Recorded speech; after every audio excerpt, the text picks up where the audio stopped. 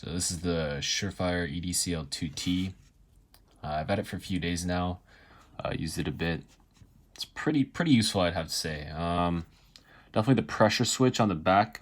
It's definitely more useful than a clicky, but it's hard to get used to. Normally you just click the light on and it's on. For this you have to twist it for constant on, which is something you have to get used to.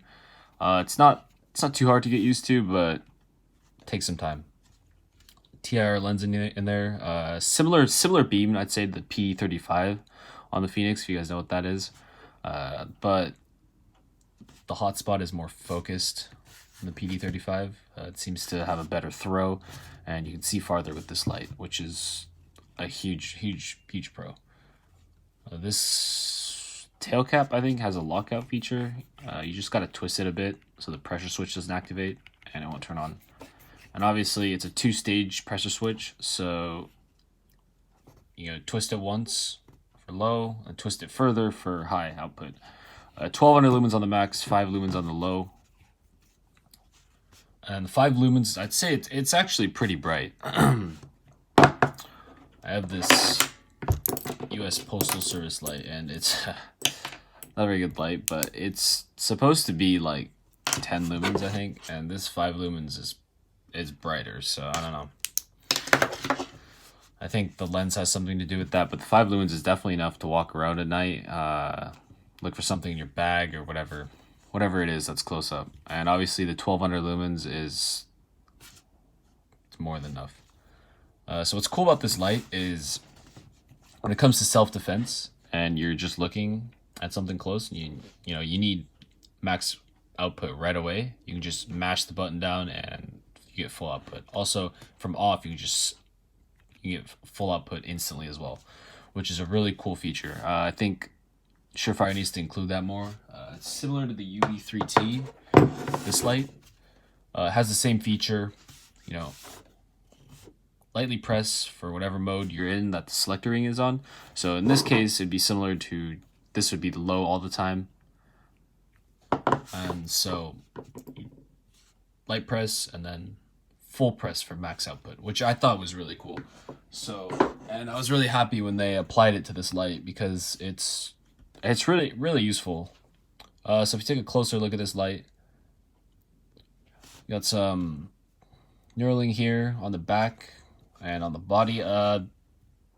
Knurling here seems to be like quite a bit better than the one on the body, I'd say, but both really well done. So the clip, the belt clip, or the pocket clip, it's kind of, I don't know. It seems to be on there nice and tight, but I used to have one for the SureFire how was it called? E2D LED Defender Ultra, and that actually just broke when it was in my pocket. I was running and the light was bouncing around, and I think I sat down somewhere and it just snapped. I don't know. So I'm just gonna hope this is higher quality than the previous one, but nonetheless, it's a pretty cool clip. Excuse me. You can here, let me get something. There's a hat you can use. So, for example, if you're wearing a hat, you can actually clip it on the cap, and you can wear this and use this as a headlight, which I thought was really cool. You know, obviously you don't have to clip it to a hat. You can also clip it to the side of your backpack, and while it's facing forward, and you have hands-free light. And then the other way, obviously, is for face-down pocket carry. That's pretty much it to this light. Another feature was the head.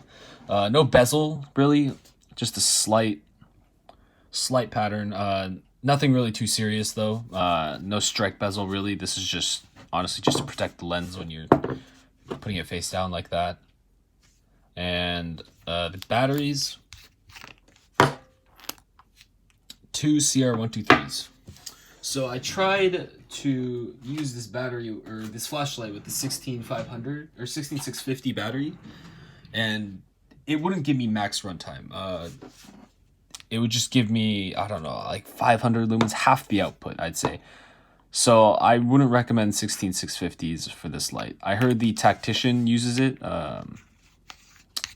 and it gives you the full output. But on this light, for some reason, I fully charged the battery. The battery was fine. It wasn't broken or anything, and it still didn't work. So, or it worked, but it didn't give you the max output, which I was just concerned. One thing though is you can use RCR123s with this. Just make sure they're protected cells.